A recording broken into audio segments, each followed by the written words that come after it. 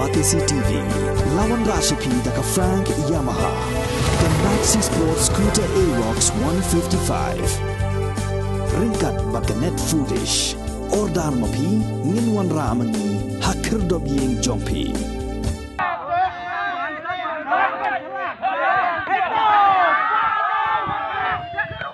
Ka Sarin kalalong ka kenhuan banyo rai ka nam Lahduh.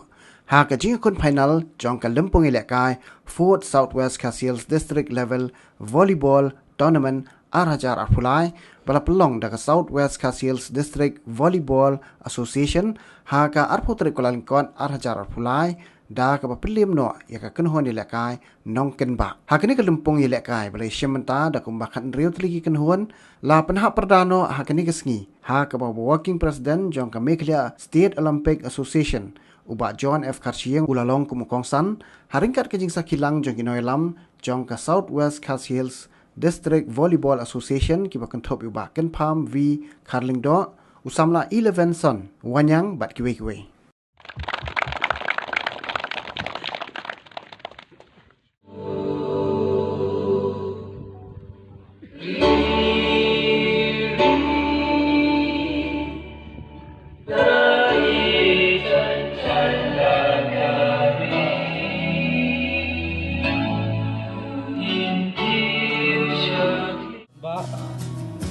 Players kilang first son imle potential thong ni mat thang snaitang banrap snaitang backbench imle neverson snaitang rempang snaitang banpet snaitang senti pilar thong ni Nesterland snaitang labit nam ke maulen bat pindon bok snaitang.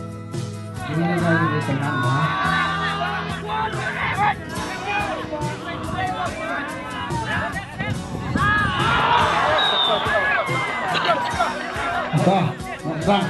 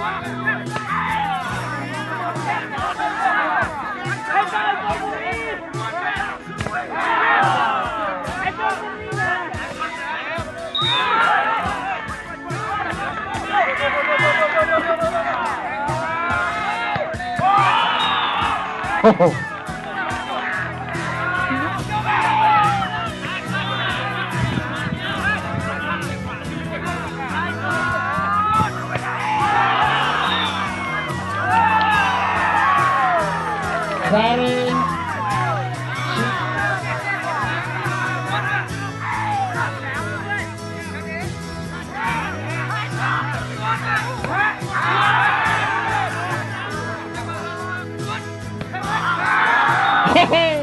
What is that?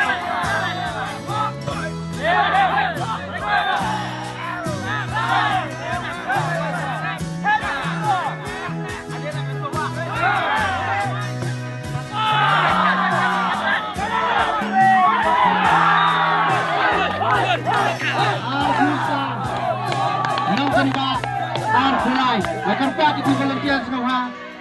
Tiga macam nak bentar kan, nong kedua kebalong runner up team haganeka tournament kapasau.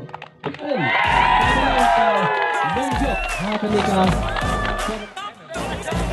love the chase and the hunt, and I set the pace when I'm running. I only